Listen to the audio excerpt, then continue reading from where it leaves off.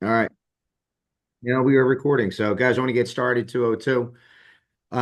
Hopefully we should get through this in about 30, 45 minutes. Okay. But if you have any questions as we're going through it, please just stop and let me know. And you guys can unmute if you want to, while we're going through it. So it's totally okay. So this is the new New Jersey listing contract. I know they've been talking with the rules that changed. They've been talking about this for a while with getting it out. Also, they are doing the state NJR is doing a webinar on this on Thursday, guys, at noon as well. If you haven't gotten that link, check your email because everyone should have gotten an email from NJR, but NJR and their legal team is doing another webinar on this on Thursday at noon. I'll be on that as well to see if I misspoke on anything here, but that's Thursday at noon. If you need the link, we'll see if we can post the link in the Facebook group and email it out too. All right. So I'm going to start going through this. There are some changes to it. And right now, the I think both of these are in dot loop. After today, we're removing the old one, the Nexus one from dot loop, and this will be the only listing contract that's in there to use. So this is going to be the one to use moving forward. It's a whole lot better than the other one, and it speaks more to the law changes than the Nexus form does. Excuse my voice, guys. I'm still a little hoarse from Sunday, so it's all right. Get through it. All right. All right, so starting up at the top, this is for a sale or for a lease. So whether if you're doing a sale, a listing, or if you're doing a rental, you're using the same one here. Okay.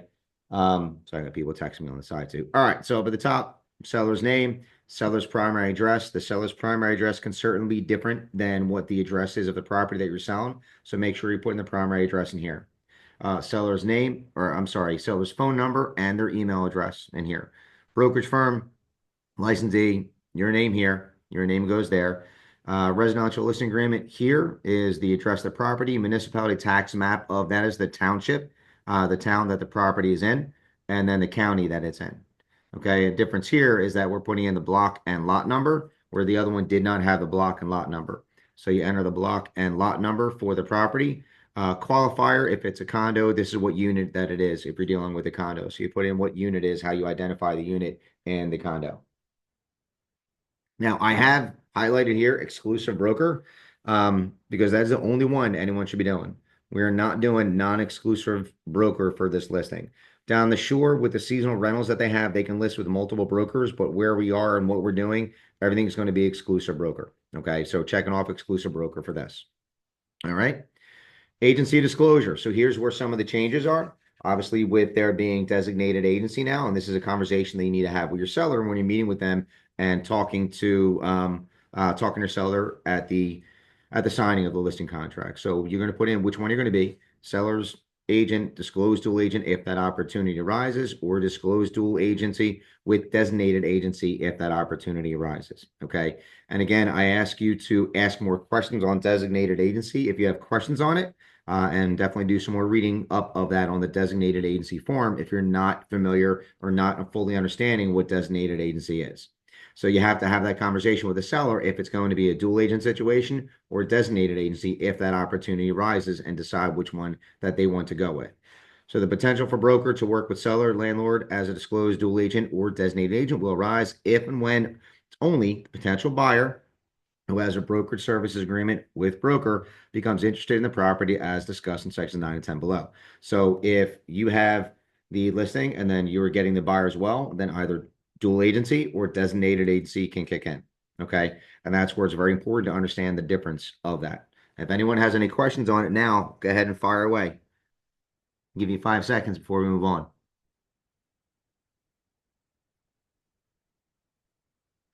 Okay, good job. All right, moving on. Term. So for any contract, you need to have a start and an end date. Okay. So here you're putting in the term of the contract. The right to sell commencement date is the beginning date, and then when it's going to expire. Okay. And we'll talk about the protection period when we get down to that as well. Okay.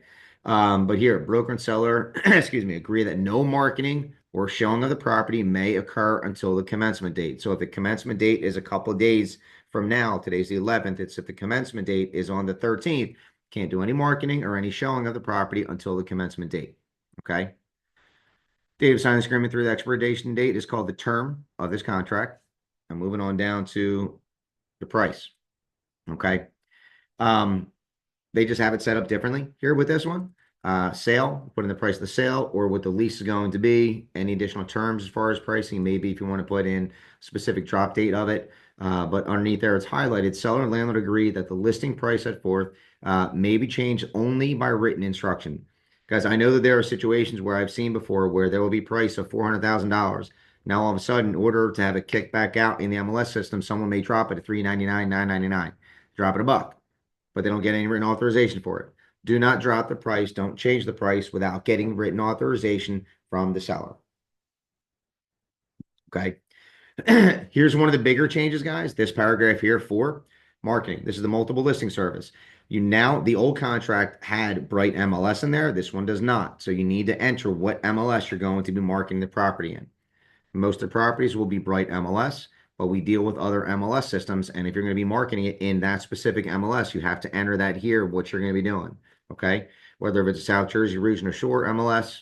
If you do that, again, there's a fee that you pay for actually uploading a listing into that archaic old school MLS. But here's where you have to specify what MLS you're going to be putting into. Okay. Seller acknowledges that broker shall not submit any notice to any MLS or other database stating whether seller authorized the sharing of compensation with cooperating subagents, transaction brokers, or buyer's brokers, or the amount of the share of compensation, if any. So again, you're going to see some more language in here that was a part of the settlement that has to be in here. Okay. This is going down to office exclusive. If the property is an office exclusive and you do not roll it out into the MLS and don't open it up to the masses, this is the disclosure here. Seller initials there if it is going to be an office exclusive. Okay. If broker is not authorized to submit the listing of the property for the property to an MLS or other database for distribution to any agents not affiliated with broker during the term of this agreement. So it can only be exclusive if the seller gives authorization for that. They have to initial off on that and also sign off on another document that's called a waiver broker cooperation or a waiver broker submission. Sorry, that is further down in this that I'll explain. Okay. Here, that part right there. Seller acknowledges and agrees that the property shall be treated as an office exclusive, that it shall not be publicly advertised, and that a waiver of broker cooperation compliant with that statute is made a part of this agreement. So, Nylon, did you get on? He's the only guy. Okay, gotcha. So, Yep, I'm here. gotcha. Okay, sorry, I just saw your text back to the HVAC guy. So, okay. Where was I? Okay, part I over here. So if you are doing an office exclusive, then you need to have the waiver of broker cooperation signed by the seller. It has to be part of this listing contract. So get that signed and put it in the loop as well. Okay. Any questions on that? No? All right.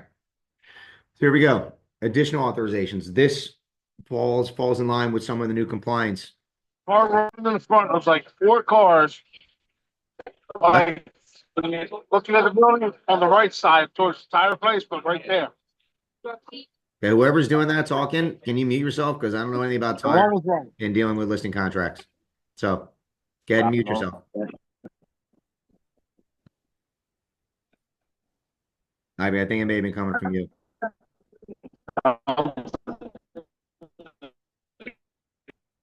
Oh, Jessica.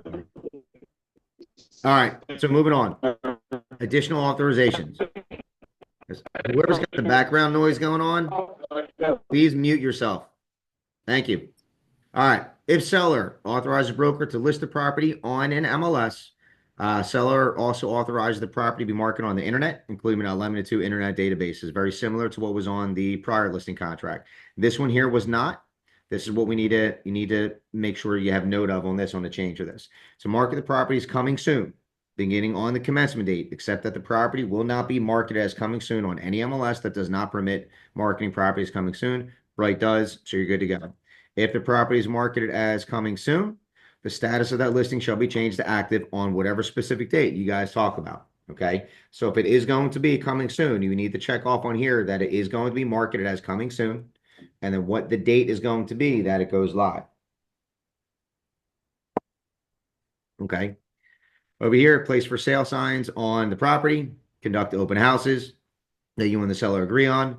To disclose to MLS participants and subscribers and licensed certified appraisers any buyer closing costs or concessions paid by buyer or paid by seller as part of a closed transaction. So when it closes, you're putting in what the concession was.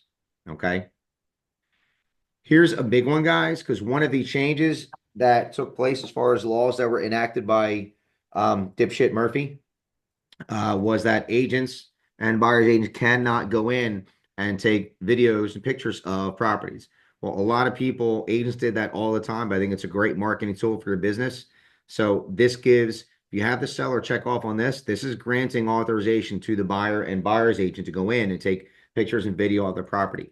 And I don't see any reason why, they're marking the property, you're doing it, let the buyer's agents do it. That's my opinion. Separate discussion with you and the seller, and that's cool. And I get it. Everyone has differing opinions, but I think it's important that a buyer's agent can go in, especially if they have someone that's not in town, out of town buyer.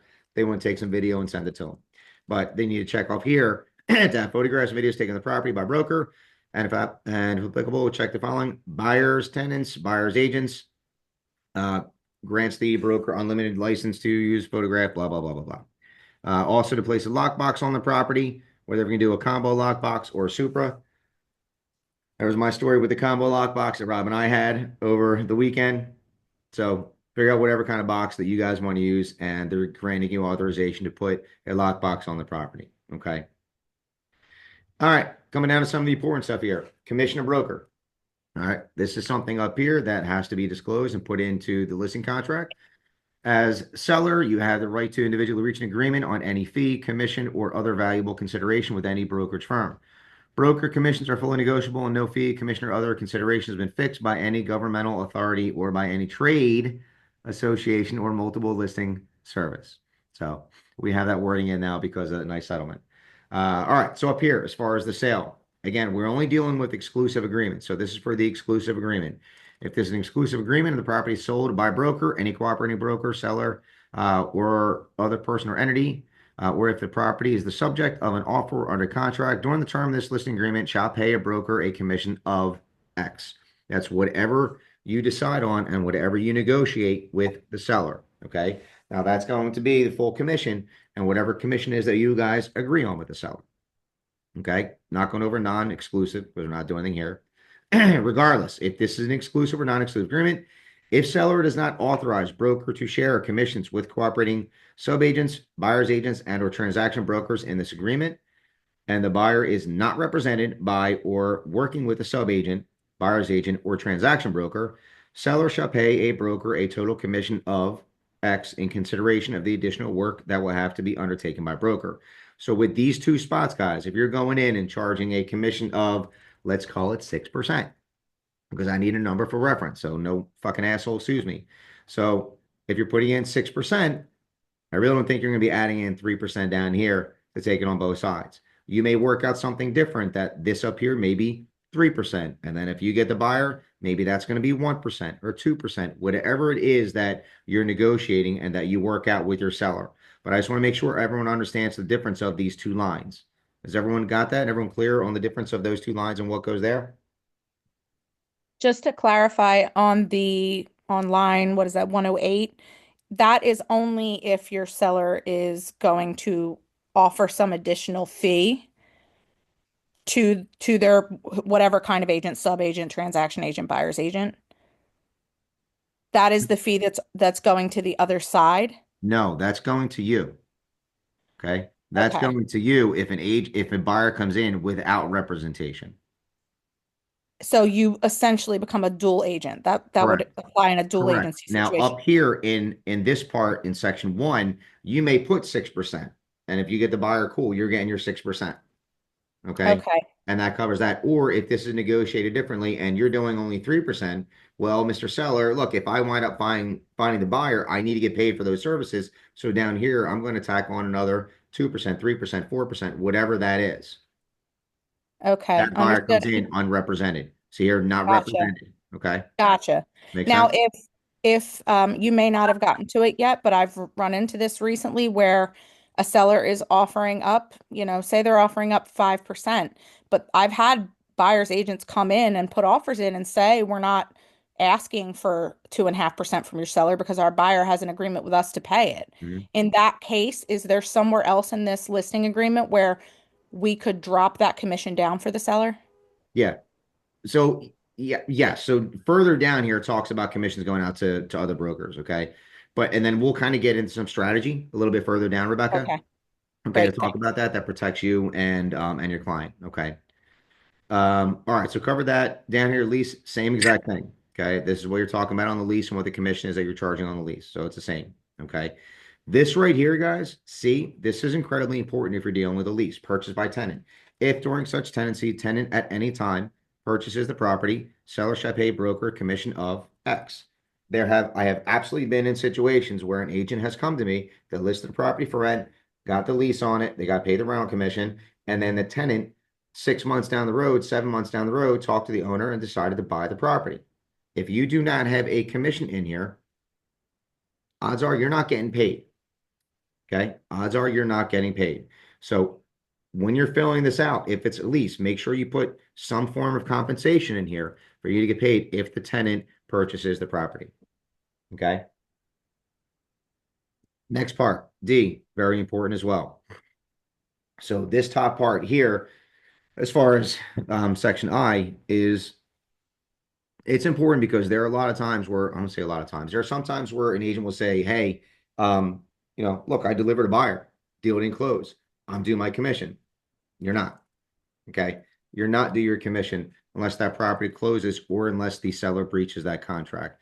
But here you go. Commission broker will be earned, due, and payable by seller under any of the following circumstances: at distribution of the proceeds from the sale of the property during the closing, or beginning of the term of any lease for the property and any renewal or extension thereof. Okay. Or a portion of the property. And three, seller breach of this agreement. So if the seller breaches the listing contract, yes, you may be due a commission. Okay. But just because you brought a buyer to the deal, put a deal together and it fell apart, it doesn't mean that you're due a commission. Okay. Second part down here, this all talks about the commission here. Purpose of this agreement, where the compensation broker is based in whole or in part on the purchase price, which 9.9 times out of 10 it's going to be.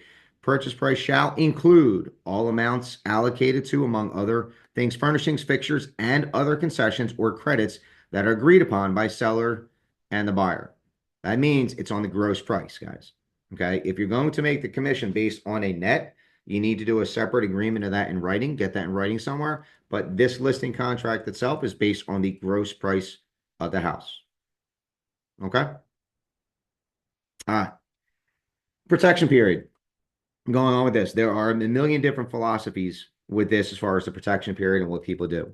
And again, I'm going on exclusive agreement and not the non-exclusive. So when you're listing property via an exclusive agreement, broker shall be paid a commission set forth above.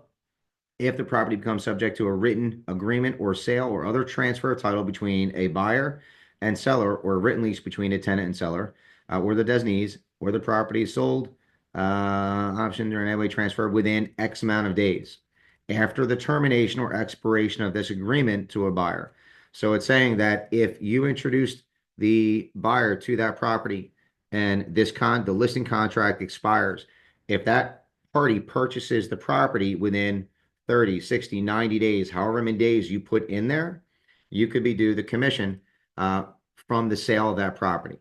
Okay. Here's the caveat: provided that broker has provided seller with a written notice, which includes the names of such prospective buyers within 10 days after the termination or expiration of this agreement. If you do that, then you can make a case to be paid the commission if you feel that that seller is trying to circumvent you and go behind your back and sell it to the party without you getting paid. If you do not do this and do not provide the list of the parties that you have introduced, you're not doing anything. You're not going to get paid anything. That's the most important part about the protection period. Okay. And then down here, however, here's the other kicker: whether exclusive or non-exclusive, seller shall not be obligated to pay such commission if a bona fide listing agreement is entered into during the protection period with another licensed real estate broker and a sale or exchange of the property is made through that broker. Okay. So if it's listed with someone else, all bets are off. That's there to protect you if they try and go behind your back and sell it to a party to try and avoid paying a commission to you. Okay. All right. Concessions. If your seller's going to offer any concessions, this is the place to put it. If they're going to offer X amount of dollars, percent, you can put the concessions in here on what it's going to be. Okay. Commission to cooperating broker. Okay. Here's the mandate. Some other things that have to be put in based on the terminology of the settlement. Listing brokers usually cooperate with other brokerage firms by sharing information about their listing and offering to pay part of their commission to the firm that produces a buyer. This is generally referred to as the commission split. Some listing brokers offer to pay commission splits of a portion of the gross commission, usually expressed as a percentage of the selling price, less a bullshit dollar amount. Sorry, did I say that? Oh, I'm so sorry. Less a bullshit dollar amount. Other listing brokers offer a portion of the gross commission less only a minimal listing fee or less zero. Okay. Here's the part here I highlighted this. The amount of commission split your broker offers can affect the extent to which your property is exposed to prospective buyers working with licensees from other brokerage firms. That's why it's so important to have that discussion about compensation. Should something be offered to a buyer broker? Yes, absolutely. Specifically what that is, that's up for debate, that's up for negotiation. But should there be? Yes, you have to explain to your client that if you don't, it's in writing right here. And I know there was a lot of chatter when all the laws came out and people were talking about this. If you don't have that discussion with your buyer, that's why it's in this listing contract, having that discussion to let them know that the marketability can be affected if you're not offering compensation to another firm for a co-op split. Okay, make sense? On this listing, a broker is offering commission split of X minus. Oh my, did it? I'm hoping a truck didn't just hit our building. Okay, I'll check that out if you, Rob. Jesus Christ Almighty.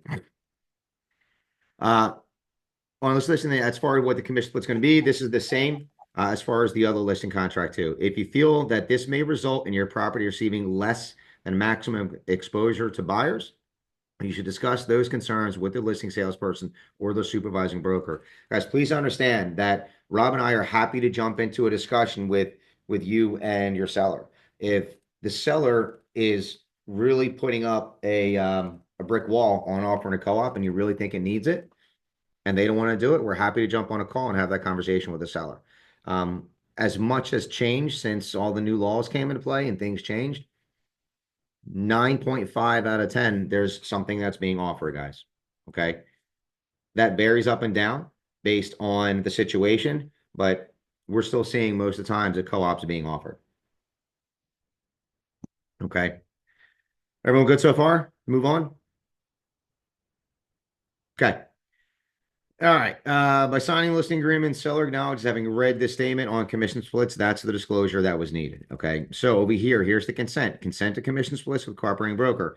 Seller authorizes broker to offer a commission split to cooperating brokers. Seller does not authorize broker to offer commission split to cooperating brokers. So that's where it's going to be. If they authorize you to disclose a split or I'm sorry, to offer a split, yes or no. Now down here, as far as consent to commission splits with cooperating broker, if seller authorizes commission splits in the section above, seller authorizes broker to offer the following commission splits to cooperating broker, complete any that apply. So if you're offering it to a sub-agent, buyer broker, transaction broker, no or yes, and what the offer is, what that offer of compensation is. So again, there's more to fill out and more to complete here, but this speaks more specifically to the new laws that we have to abide by than the prior listing contract did. Okay. Does this make sense? This is in the old listing contract, just in a different way. This is more specific. Okay. Hey, Mark, this is Mark DeFrancesco. Can you hear me? Yep. Cool. I was having trouble on my computer. So regarding line 185, right, talks about the commission split minus. Mm-hmm. So this number is what's being offered to a cooperating buyer brokerage. The number at 5A.I, which is, I was trying to ask that question, but I realized my mic wasn't working. That's the total commission being offered to both buyer and seller potentially. 5A.I. Yep. That's this right here, as far as 5A.I is the full commission that the seller's paying. Okay. Whether that's 3%, 6%, 5%, 4%, whatever it is. That's the full commission that is being paid.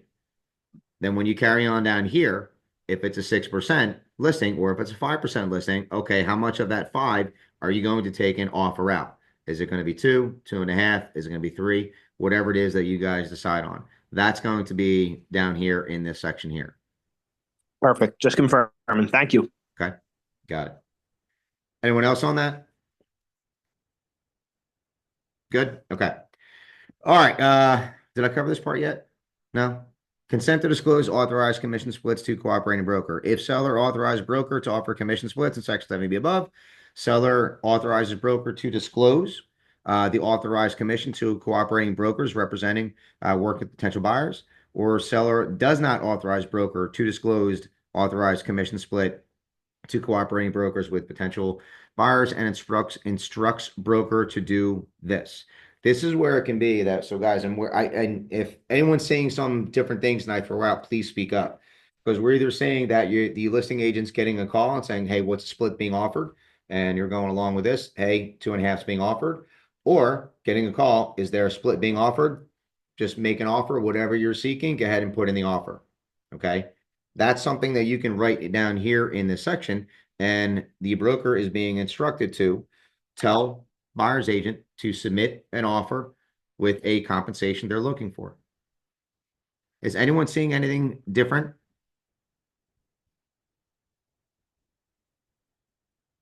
No? Okay. All right. Moving on. All right. This stuff down here, guys, I mean, this is all pretty similar stuff. You guys understand all this. I don't really need to go through seller's duty. Again, a lot of similarities from the other contract. Dual agency, you're very familiar with dual agency. We've always had it. Designated agency, I'm going to touch on this, okay? Because again, this is different. People that practice in PA, designated agency has been there. Jersey, it is new. So I want to be clear on the designated agency. Under New Jersey law, a broker may designate 2 different licensees affiliated with broker to work with seller and a buyer in the same real estate transaction if both seller and the buyer agree. So the buyer and seller have to agree to designated agency over dual agency.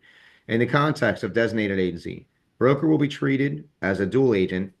That's the brokerage itself. So Prime is being treated as a dual agent and oversee the transaction to ensure designated licensee is maintaining the full range of fiduciary duties that are ordinarily owed by a licensee who represents solely seller as a seller's agent and a licensee who represents the buyer as a buyer's agent.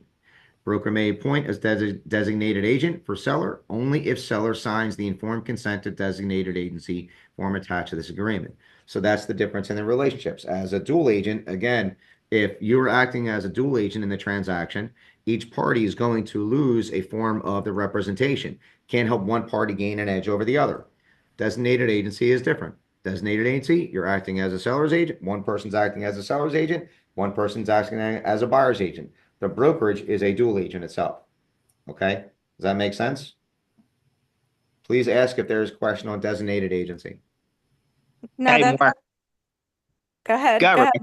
Okay. So again, I was trying to ask this up top, but in this section where you check off dual and then the item underneath it is designated. So, yep. Where are we going? I know you're up higher. Sorry. Where are we going? Keep going. And good. All right. What's your question? Okay. So the question, there's a checkbox. One is dual agency and one is oh, right here. So there you go. Perfect. Mm-hmm. So disclose dual agent with designated agency if the opportunity arises. Is that giving both options to say at the time the seller is going to be able to choose if they want me to act as a dual agent or if they want to designate? Mark, you can check off both boxes over here. Choose all that apply. So this isn't just a one box and that's it. You can check off both boxes. We're going to do dual agency if the opportunity arises. Disclose dual agent with designated agency if that opportunity arises, which you're not going to know about until that actually happens. They may say, fine, I'm cool with the dual agent, and then change their mind and be a designated agent. So, I mean, you can check off both boxes for this. Some sellers may prefer to have designated agency over dual agency. Yep, that's perfect. Thank you. Okay. In speaking to that, if we are, that was a good point. I'm glad he asked that because check all that apply. We can check both off, but we would still always have to have them sign this separate designated agency form. But in a case where, and I actually had this come up with one of my agents where, in some of the bigger brokerages where obviously there's multiple in one town of the same name, that's still a dual agency situation. And then the broker would become the designated agent. But if the broker is the listing agent of the property, in that case, it would have to revert back to a dual agency situation, right? Because you can't be the designated broker over a transaction where you're a party for the seller. You mean the actual broker record themselves being the listing agent? Yeah, the broker was the listing agent, but another agent in the brokerage brought a buyer and they had a signed designated agency agreement. But in that case, the, the broker can't be the listing agent and the designated agent, right? Because he's a party for the seller. Hey, So in shouldn't that be. case, it would have to revert back to dual agency, and that's how you, I guess, explain it to the client. That's correct. I mean, it's yeah. I mean, the broker shouldn't I be. know that's rare, but I That did have it that's happen. So gonna that's look. why I That's gonna wanted to vary. clarify. I would assume that they put their own policy and play with that. Um, Okay. yeah. I mean, look, you're not gonna have to worry about that here because I'm not listing anything. I get the question, but I mean, I think that's all going to be specific to the brokers themselves and what it is they choose to do. Got you. So for example, I if would not. I would not be comfortable in doing that. got you. So if Rob were to list something, even though he's has a broker's license at our brokerage, you would be the one that would oversee that if another prime Correct. agent brought a buyer. Correct, because it's Gotcha. whoever the Okay. broker record is. Correct. Gotcha. Okay. Thanks. Okay. All right. I gotta go back and find where I was. Someone help me out. Where was I? Come on, guys. I'm old. All right. Designated agency. Cool. Got it. Everyone good on that? Any more questions or further questions on designated agency? Okay. All right. Moving on. 11, CIS. You guys know what that is. You understand that? I can move past that. All right. Let me go down to property condition disclosure.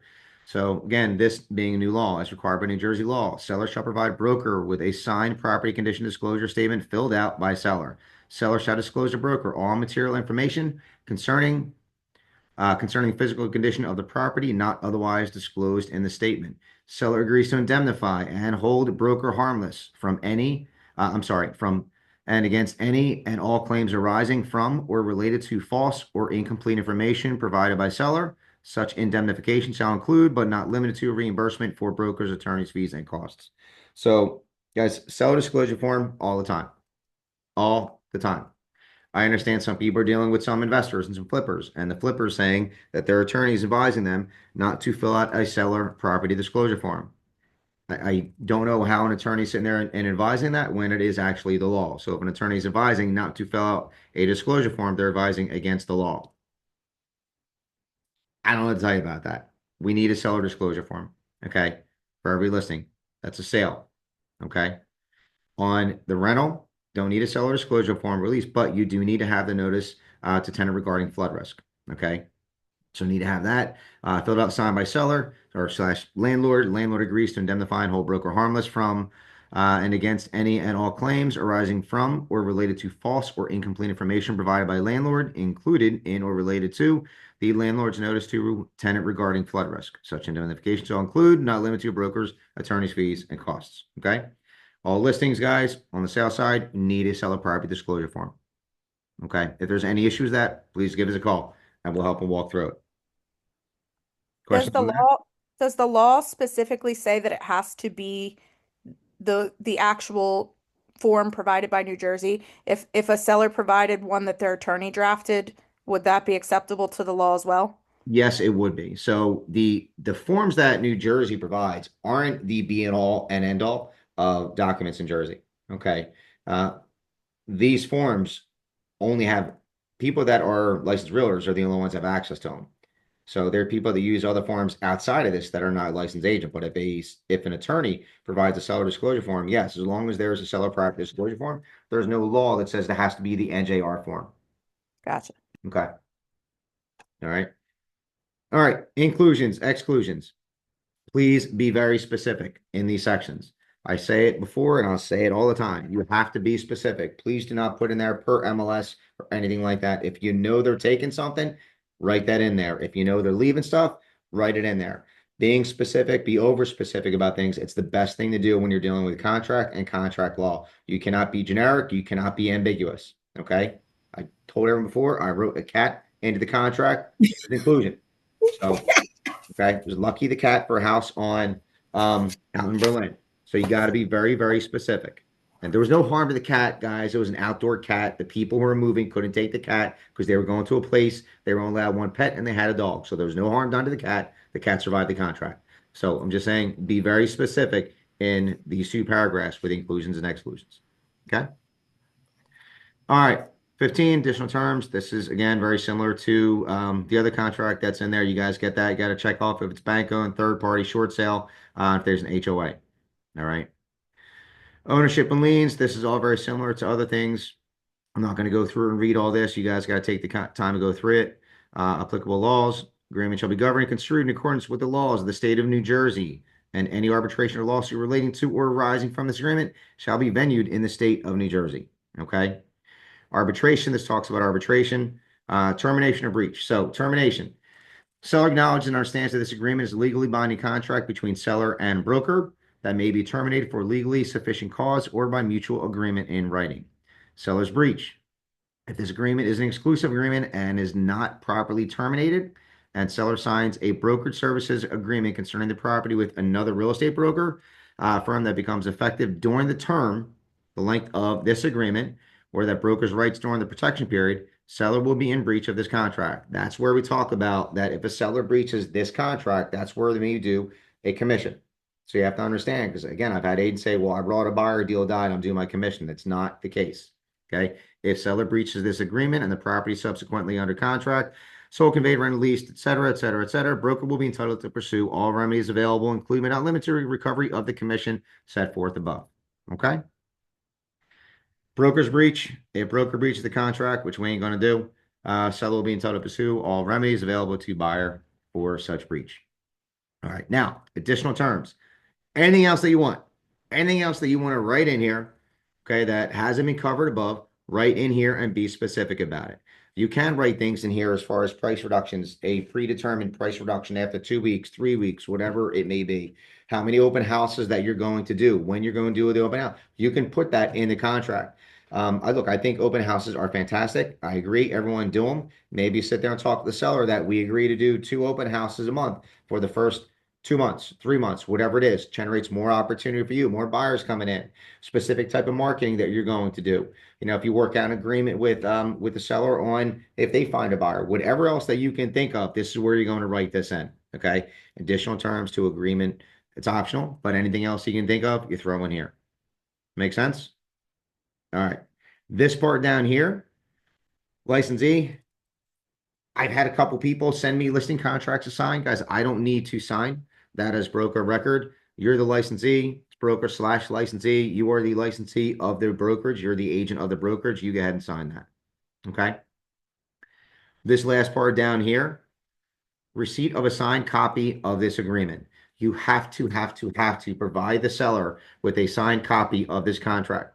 That is a part of what makes the contract binding. They have to have been in receipt of it. What's great about .loop, it gives the history on when the copy is sent to them.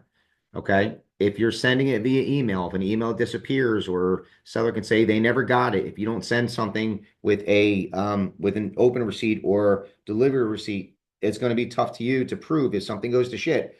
It's going to be tough to you to prove that you actually sent a copy. .loop is great, keeps the history of it, keep everything in there. Send the signed listing contracts from .loop. Okay. Make sense? Okay. All right. Not bad. About 35 minutes to get through that stuff. So again, guys, you can see that there are definitely some significant changes to this new listing contract and a lot of other stuff that's been in there. It plays more to the terms that we have to follow and the new regulations that we have to abide by. I didn't check the chat and I apologize. Is there stuff in there that I did not cover? Anyone? Want to make sure I got everything. I don't know if I can do that. Let me see. Question for 5A, Mark. I got you, Mark. Gotcha. Sorry, Mike. Okay, cool. Sure, good. All right. So guys, any remaining questions on this? Again, we're going to remove the Nexus listing contract, and this will be the only one that's being used moving forward. It's much better, it's much more specific, and it speaks to the language of what your presentation and what your story has to be when you're speaking to the seller. Okay. Because and again, you're going to have different philosophies on this. And Rob, you can chime in if you're still on, and anyone else can chime in if you're still on. What we're seeing a lot when people are talking about commissions when you're going out, it's, hey guys, I charge X%. Okay. Now we can increase it and charge X% or offer X% out to a cooperating broker, or just make it open and negotiable. That way it may actually save your seller some, because if you're saying, 6%, we're going to take offer, we're going to offer 3 out, kind of locked into that. And then you may get an offer coming in where the buyer's only requesting 2 because that's what their buyer agency contract is. Now there's an extra 1%. Where's that going to go? Okay. That may affect your seller. So what we're seeing a lot, and again, you guys are listing way more properties than I am right now. If you want to chime in and give me some insight on it, but I know I can certainly tell you that that's what we're seeing a lot, is that make it open, make it negotiable, right into the contract. You can write it in down here. That seller is open to negotiating buyer agency contract, and for a commission between X% and X%. That way there's something there. You at least know that they're going to offer it. And last minute, they don't come through and say, nah, sorry, change my mind, not going to offer anything. Okay. So you can absolutely write that in there. But if they're agreeing to offer something out there, maybe you don't disclose it. And then your response to when an agent calls is, go ahead and make an offer and put it in there. And again, there's another train of thought that people are saying that if there's a commission being offered, just friggin' say and disclose it. So I think it's working both ways for people. And I think what needs to happen is that, look, you can't get upset either way, because if you get upset either way and then you start with contention in the beginning of things, it's not the way that you want to start the transaction with the other agent. So just ask, hey, is the seller offering compensation? And if they say submit whatever you want, okay, submit it. You have a buyer broker contract with the buyer being offered X%. Go ahead and submit that percent in the contract and see what they come back with. Okay, because is anyone out there experiencing something different or wants to shed some light on some of it too? Anyone? I have a question. So I have people putting in offers and asking for more commission than I'm sorry, I just lost the Zoom, than my sellers may be offering. And so, I mean, obviously if you accept their offer, but they're not allowing that much more commission, they have to get it from their buyer. But if I'm sorry, I've lost my train of thought. If the buyer, if they say they're not going to pay the buyer's commission and they have an agreement with their buyer that the buyer doesn't want to pay the commission either, which would be ridiculous, but people do, that they can't pay the commission. So the offer is accepted minus the commission. How do you turn to your buyer and say, well, they want to accept your offer, but they won't pay the commission? So you could get the house, but you can't because I want to get paid. Do you know what I'm saying? Yeah. So how do you get a deal done when you're not getting paid anything? Right. Well, that's not going to happen. But I'm just saying, is it okay to say to them, like, your offer wasn't accepted? Because technically they. Correct, because the offer is not being accepted. If the offer going in has a commission being paid, I'd say, look, they countered. Okay, here's the counter. Yeah. They like the price. They don't like paying the commission. So then we need to increase the price, or you need to come out of pocket. Now, can I put my 2 cents in here? Yeah, of course. Yes, the reality is that a seller is going to turn around and say, all right, well, we have another buyer that's willing to pay the commission, or they don't and they have zero leverage. Those are the 2 realities there.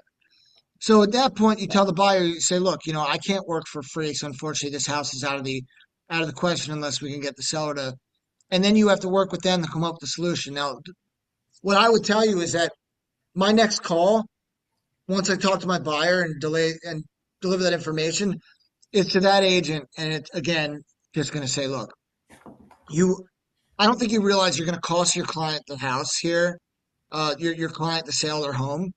And I recommend that we have a conversation about commission negotiations and help them explain it to their seller, because I'm telling you right now, in this market, there's only one reason you're going to list a property, without a buyer agent compensation negotiated into there.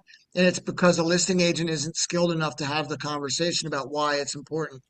You're talking specifically about FHA, VA, USDA dominant areas only, because in a conventional market, you may get 5 or 6 offers, maybe if it's priced right, and you know somebody may be willing to pay it. But even in those areas, you're still seeing, compensation offered.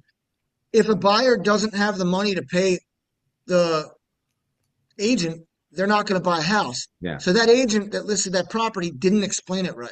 Yeah. Right. So I would True. be coaching that agent on how to have that conversation at that point Yeah. so And that they can, open that conversation up with the seller and say, look, you're really not going to be able to sell this house unless you do this. yeah. Right. Yeah, to Rob's point, Kelly, I was going to say, now, look, I know there's a first for everything.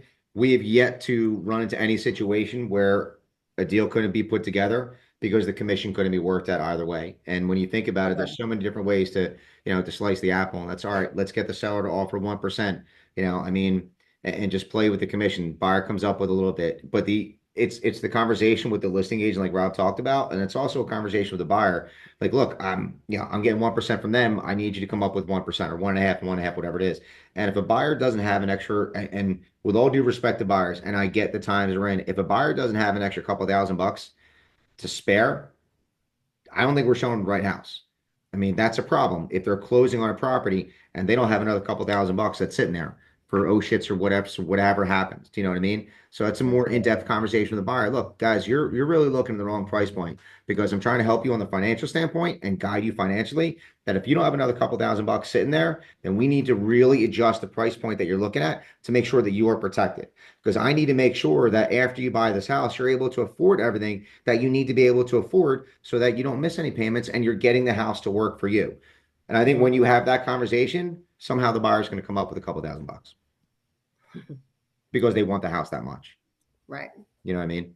But they're all conversations that, again, this is the biggest thing that changed with all this. It hasn't been, and what we've seen, it hasn't been sellers not agreeing to pay commissions. It's just more in-depth conversations and coaching that we have to provide our clients and other agents as well. And we're seeing it. I talk to agents a lot. We're seeing it a lot where the agents are coming together and they're working it out. So to the benefit of it and the virtue of it, there are more conversations that are being had with agents that are coming up to some kind of agreement to work things out, which is good. Certainly think that we needed that. And guys, I know the hard story is that, to the flip side of that, some just suck. I get it and not able to work it out, but there's certainly a lot of conversations and more conversations that are happening where the agents are putting their heads together, coming up with a solution to the problem. But good I call. will also say that when you're making these offers too, like I'm writing in 3% on any offer that I know is like there's a limited um I'm just putting really 3% on any offer right now, even if my buyer's agency agreement says 2.5%, because I know that if I had to, we're not supposed to revise it, but I'll revise it. The thing about this is that most of these agents, including myself, have run into circumstances where sellers are unwilling to pay a certain percentage of the commission, and it's everything's negotiable. Just remember, like you have to try and figure out how to put the deal together. That's our job, and if we can't, it's usually because we've exhausted all options. Yeah. Hey guys, also when you're running comps, doing comps to those people, you show them the closed comps, print that out and show it to them. Show them what's being offered, show them what's being paid, any kind of concession that's being paid to the other agent with that being on there. That way you can actually show them, hey, look, 9 out of 10 are actually doing that. Okay. And then it's also, so guys, every week it came out today. It's a Bright's market update. They send one out. Look at the numbers for that and be able to show that to the seller too, that this is different times. Days on market is up. Showings are down. Contracts are down. Median price is up. Okay. And you got to be able to spin that and show that the length of time to contract is up. So you got to be able to show them this and say, all right, now what are you going to do to get your property? Put your property at the top of over here. Now with all that, listings are up, contracts are down, guys. So you got a gap that's there. Okay. And it's our job to educate the seller on how we can close that gap. Okay. So when you have your listing inventory up and then the contracts are down compared to last week and last year, and that comes out on that market report everyone gets, whoever's a member of Bright, Gets that every single week coming to you. If you don't, let me know. We'll help you get it set up, but that should come to you by default by being a member of Bright. Those are the stats that you need to know. The more information, the more data that you have, the easier it is for you guys to be able to do your job and get the seller to do what it is that they really need to do. Make sense? Okay. Hey, Mark, it's Mark. Two quick things. So I was actually I remember there being a location that pointed out the average commission, either average buyer's commission or average total commission. Is that housed anywhere? I'm curious to see, how it's changing over the past couple months. There are reports that come out from that, and they'll break it down by region. Okay. Northeast region has always typically been one of the higher overall commissions, where the further west and south that you get, it starts to go down. But the Northeast has always been one of the higher ones. That comes out from RIS Media, from Inman. Bright's not putting that out anywhere. Well, I have not seen a report from Bright anywhere with that. Okay, cool. And the second one, before we got into discussion, so you mentioned that the seller could make it negotiable, basically, not locking in a specific number that they're offering to the buyer. And I understand you can write that in, into the additional aspect. How would you fill out the top of the form, though? So when you go into total commission, that number is just going, for sake of the story, the total commission is 3%, but in the additional aspect, the additional commentary, you could write in, but the seller is open, which means that number of 3% could essentially change. You can put see paragraph 20. Okay, cool. Easy enough. Yep. Just put see paragraph 20. Okay. Thanks. Yeah, no problem.